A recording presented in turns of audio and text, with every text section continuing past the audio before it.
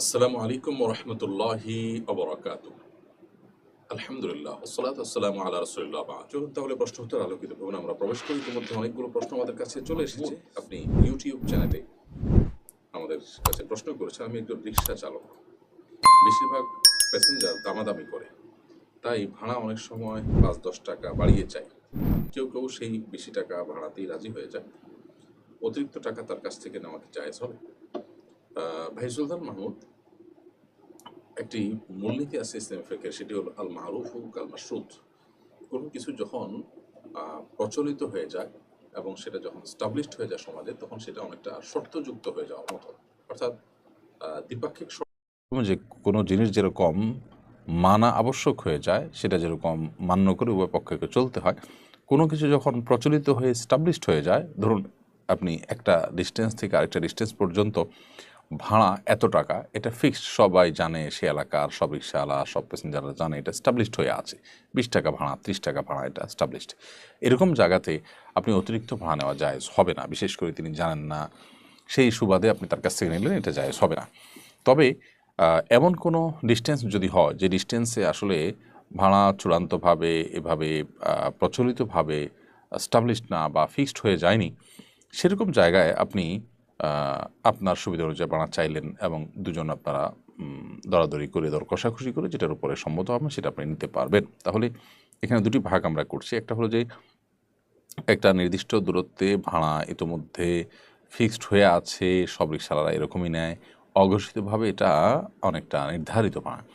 সেখানে আপনি, একটা মানুষ জানে না, সে চান্সে তার কাছ থেকে একটু বাড়িয়ে চাইলেন, নিলেন, সেটা জায়েজ হবে না। এখন কথা হলো, অনেকে দামাদামি করে বা আপনার ৫-১০ টাকা বাড়িয়ে না বললে সে প্রফারটা দিতে চায় না, বা যেটা আপনি মূল ন্যায্য ভাড়া সেটা দিতে চায় না। সেটা যদি হয়, তাহলে সেক্ষেত্রে আপনাকে এক্ষেত্রে ক্লিয়ার কাট কথা বলতে হবে এবং প্রয়োজনে দরাদরি করে হলেও ওই যে মূল ভাড়া যেটা, সেটাতে আসতে হবে। যদিও শরীয়ত এক্ষেত্রে মূল যে নীতি রেখেছে সেটা হলো যে সাধারণ অবস্থায়, অর্থাৎ যদি কোথাও ফিক্স না থাকে, সাধারণ অবস্থায় রিক্সা চালক এবং ভাড়াটিয়া, যিনি ভাড়া নেবেন, রিক্সা আরোহী, উভয়ে যেই টাকার উপরে চুক্তিবদ্ধ হবে, শরীয়ত সেটাকেই চূড়ান্ত ধরবে। কিন্তু ওই যে বললাম যে কোনো এলাকায় যদি ফিক্সড ভাড়া থাকে, তাহলে সেক্ষেত্রে আপনার ফিক্সড ভাড়াটাকে অনুসরণ করা উচিত। আল্লাহু আ'লাম বিস-সাওয়াব। হৃদয় শেখ, আপনি লিখেছেন, আমার পরিচিত এক হিন্দু ভাই পূজা উপলক্ষে কেনাকাটা করার জন্য কিছু টাকা ধার চেয়েছে। আমি কি তাকে টাকা ধার দিতে পারবো? ভাই হৃদয়, অন্য ধর্মাবলম্বী কেউ তাদের ধর্মীয় উৎসব উপলক্ষে যদি ধার চায়, তিনি কেনাকাটা করবেন, আনন্দ ফুর্তি করবেন, তো সেটি দেওয়া নাজায়েজ নয়। কারণ এই টাকাটা দিয়ে সরাসরি তিনি শিরকের কাজেই লাগাবেন এমনটি জরুরি নয়, এমনটি নিশ্চিত নয়। বরং এই টাকা দিয়ে তিনি তার পরিবারের জন্য কাপড় চোপড় বা অন্য কিছু কিনতে পারেন, যা মৌলিকভাবে কোনো অন্যায় কাজ নয়। সো এই কাজের জন্য আপনি তাকে যদি টাকা ধার দেন, সেই টাকা ধার দেওয়া নাজায়েজ কিংবা হারাম হবে না। অন্য ধর্মাবলম্বীদেরকে টাকা ধার দেওয়া বেসিক্যালি জায়েজ। উৎসব উপলক্ষে যদি সে টাকা ধার নিয়ে কেনাকাটা করে, সেটাও জায়েজ। যদি সে এমন কোনো কাজের জন্য টাকা নেয় যে কাজটি বেসিক্যালি শরীয়তে হারাম বা শিরক, ওই কাজেই সে টাকাটা ব্যয় করবে আপনি নিশ্চিত, তাহলে সেক্ষেত্রে আপনার জন্য এটা নাজায়েজ হবে। বাট কেনাকাটার জন্য, সাধারণ কেনাকাটার জন্য যদি টাকা চায় ধার, সেটা আপনি দিতে পারেন, কোনো অসুবিধা নেই। সিয়াম সরকার লিখেছেন, আমার বিয়েতে ২ লাখ টাকা দেনমোহর ধরি।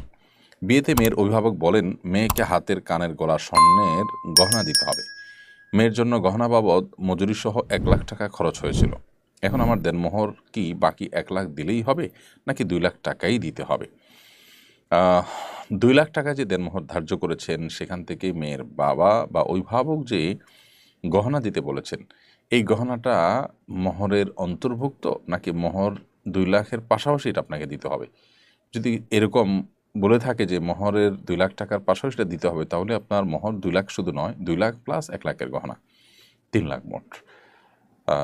এখন মেয়ের বাবা কি বলেছেন, কি মিন করেছেন, সেটা এখানে গুরুত্বপূর্ণ। যদি ব্যাপারটি এমন হয়, যেমনটি আমরা বললাম যে ২ লাখ টাকা পাশাপাশি স্বর্ণ গহনা দিতে হবে ১ লাখ টাকার, এটি মেয়ের বাবা শর্ত দিয়েছে এবং আপনি এর উপর সম্মত হয়েছেন, তাহলে এই পুরোটাই মোহর হিসাবে ধার্য হবে। সেই হিসাবে আপনি ১ লাখ পরিশোধ করেছেন, অর্থাৎ গহনা পরিশোধ করেছেন, ২ লাখ টাকা আপনাকে আরও পরিশোধ করতে হবে। আর যদি এটি মোহর হিসাবে নয়, বরং মোহর নির্ধারিত হয়েছে, অনেক সময় দেখা যায় যে বিয়ের পরে আর্গুমেন্ট করে, অথবা বিয়ের মজলিসে মোহর নির্ধারিত হয়েছে, পাশাপাশি গহনা বিষয়টাকে আর্গুমেন্ট হিসাবে রেখেছে, অর্থাৎ জাস্ট দাবি, এটা মোহর হিসাবে না, তাহলে সেক্ষেত্রে এটা পূরণ করা আপনার জন্য আবশ্যক না, যদি আপনি তার এটাকে শর্ত হিসাবে না নেন। এখানে অবশ্য দরকার ছিল বিয়ের মজলিসে যদি আলোচনা হয়ে থাকে সেখানে চূড়ান্ত করা যে তাহলে এটা মোহরের মধ্যে আমরা ধরব। তারা যদি তাদের সম্মত হতো তাহলে ঠিক আছে, এটা 1 লাখ মোহর গেল, আরও 1 লাখ আপনি তাকে দিবেন, ব্যাপারটা এমন দাঁড়াতো। কিন্তু যদি এরকম কিছু আপনি চূড়ান্ত না করে থাকেন তাহলে বিষয়টা একটু জটিল। এটাকে আপনি মোহর থেকে কেটে দিতে চাইলেই সেটা কেটে দেওয়া সহজ নয়। হ্যাঁ, সেক্ষেত্রে মেয়ের বাবা যদি সম্মত থাকে যে হ্যাঁ এটাকে মোহর থেকে কাটলেন, তাহলে তার কোনো সমস্যা নেই। রোজা আপনি লিখেছেন, আমার বয়স 20, জন্মগতভাবে আমার হাতে একটা আঙ্গুল অতিরিক্ত থাকে, আমার বিয়ে হচ্ছে না, আমি কি হাতে সার্জারি করতে পারি? এতে কি গুনাহ হবে? একটি আঙ্গুল অতিরিক্ত থাকলে সেটা এক ধরনের রোগই বলা যায়, সৃষ্টিগত ত্রুটি বলতে পারেন আপনার শরীরে। সো এটি যদি অপারেশন করে ফেলে দেওয়ার উদ্যোগ নেওয়া হয় সেটা অবশ্যই জায়েজ হবে, এটা নাজায়েজ কোনো কাজ হবে না। কারণ সৃষ্টিগত কোনো ত্রুটি বা এটা অস্বাভাবিকত্ব, এটাকে দূর করার জন্য ট্রিটমেন্ট করা এটা স্বাভাবিকত্বই হবে। যেই পরিবর্তন সৃষ্টিতে করা যায় না, আল্লাহ সুবহানাহু ওয়া তাআলা যে বলেছেন লা তাগয়িরা লা তাবদীলা লিখালকিল্লাহ, আল্লাহ সৃষ্টিতে কোনো পরিবর্তন করা যায় না বা করা যাবে না, সেটা হলো স্বাভাবিকত্বকে অস্বাভাবিকত্বে নিয়ে আসা। কিন্তু অস্বাভাবিকত্বকে অপারেশনের মাধ্যমে স্বাভাবিকত্বে নিয়ে আসা এটা মোটেও দোষের বিষয় নয়, বিধায় এটি আপনার জন্য জায়েজ হবে ইনশাআল্লাহ তাআলা। অনেক জায়গায় হিন্দুদের মূর্তি ভাঙার খবর শোনা যাচ্ছে, যারা এসব করছে তাদের পরে শরীয়তের বিধান কি? হিন্দুদের মূর্তি ভাঙার যে সমস্ত সংবাদ শোনা যায় আমাদের দেশে, দুর্ভাগ্যজনকভাবে নিউজগুলো পর্যালোচনা করলে আমরা দেখতে পাই যে সেগুলো বেশিরভাগই দেখা যায় যে হিন্দুদের দ্বারাই, হিন্দু যুবকদের দ্বারাই ঘটেছে। সেটি তাদের নিজেদের মধ্যকার কোনো কোন্দলের কারণে কখনো যেমন হতে পারে, তেমনি উদরপিণ্ডি বুদুর ঘাড়ে চাপানোর যে কাজ সেই জায়গা থেকে হতে পারে, রাজনৈতিক উদ্দেশ্যে হতে পারে। এই বিষয়গুলো সংশ্লিষ্ট মহল, সরকারের সংশ্লিষ্ট কর্তৃপক্ষ তারা খতিয়ে দেখবে, এটা তাদের কাজ।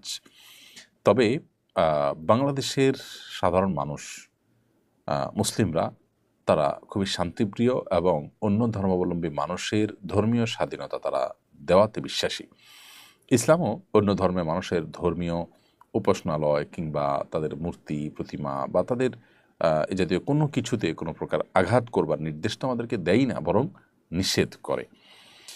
নবী করিম সাল্লাল্লাহু আলাইহি ওয়াসাল্লাম তো রণাঙ্গনে যুদ্ধক্ষেত্রে অমুসলিমদের সাথে যুদ্ধ লড়াই চললেও তাদের উপাসনালয়ে উপাসনাকারীদের উপরে আঘাত করতে নিষেধ করেছেন। তাহলে সেই ধর্মের অনুসারী হয়ে কেউ কোনো মূর্তি ভাঙবে, এটা আসলে কল্পনাই করা যায় না। বাংলাদেশের মানুষ যে পরিমাণ শান্তিপ্রিয় এবং যে পরিমাণ সম্প্রীতি বজায় রাখতে বদ্ধপরিকর এবং রাখার ঐতিহ্য বাংলাদেশে রয়েছে, এই ঘটনার সাথে মুসলিম যুবকরা জড়িত, সেটি একান্ত যদি কখনো পাওয়া যায় তাহলে সেটি বলতে হবে যে নিছকই বিচ্ছিন্ন ঘটনা কিংবা কোনো রাজনৈতিক উদ্দেশ্য প্রণোদিত। তারপরও কোনো মুসলিম যদি এটি করেন তার জেনে রাখা উচিত যে কাজটি গর্হিত, কাজটি অন্যায়, ইসলাম তাকে সে রাইট বা অধিকার দেয়নি। তিনি দাওয়াতি কাজ করবেন, কিন্তু অন্য ধর্মাবলম্বীদের ধর্মীয় কাজে হস্তক্ষেপ করার অধিকার তাকে দেওয়া হয়নি। আল্লাহ সুবহানাহু ওয়া তাআলা বলেছেন লা ইকরাহা ফিদ্দীন, ধর্ম গ্রহণের ক্ষেত্রে কোনো প্রকার জোর জবরদস্তি চলবে না, যে আমি জোর করে একটা কিছু চাপিয়ে দিলাম, সেটা করা যাবে না। একে তানিম আপনি লিখেছেন, আমাদের সময় ইমাম মাহদির আগমন ঘটলে আমাদের করণীয় কি? আমরা কিভাবে তার দলে যোগদান করব এবং কিভাবে বায়াত গ্রহণ করব? ইমাম মাহদির আগমন ঘটার আগে পৃথিবীতে আরও কিছু ঘটনা ঘটবে, দাজ্জাল, ইয়াজুজ মাজুজ, অনেক কিছু ঘটবে পৃথিবীতে। তো ইমাম মাহদির আগমন এর আগের সেই বিষয়গুলো যেহেতু ঘটেনি, অতএব এখন হঠাৎ করে ইমাম মাহদি এসে যাবে ব্যাপারটা সেরকম না। কিন্তু আপনি যেহেতু জানতে চেয়েছেন, আমরা মূল বিষয়টা বলতে পারি যে ইমাম মাহদির আগমন যদি ঘটে তাহলে সেক্ষেত্রে আমাদের কাজ হবে কি? আমাদের কাজ হবে তিনি ন্যায়নিষ্ঠের কথা যখন বলবেন, ইনসাফের কথা বলবেন, তখন আমরা তার অনুসরণ করব। এবং ইমানদাররা, গোটা পৃথিবীতে ইমানদাররা দলে দলে তার অনুসরণ করবে। তার অনুকরণ করা এবং তার হাতে বায়াত গ্রহণ করে এটা আমাদের কর্তব্য হবে। আপনি ইমাম মাহদিকে চিনবেন কীভাবে? এটা হলো বড় প্রশ্ন। ইমাম মাহদি হওয়ার বিষয়ে হাদিসে যে সমস্ত আলামতের কথা বলা আছে, যে পরিস্থিতিতে তার আগমনের কথা বলা আছে, পৃথিবী লালায়িত থাকবে, গোটা বিশ্ব জুলুমে পরিপূর্ণ হয়ে যাবে, কোথাও ইনসাফ এর নামগন্ধ থাকবে না, এরকম ভয়ঙ্কর এক পৃথিবীতে মানুষ হাহাকার করবে একজন ইনসাফকার মানুষের জন্য। ঠিক ওই সময় তার আবির্ভাব ঘটবে এবং খুব স্বাভাবিকভাবেই তাকে চেনা যাবে যে তিনি ত্রাণকর্তা। তো তখন তার অনুকরণ অনুসরণ করাটা আমাদের কর্তব্যের অংশ হবে।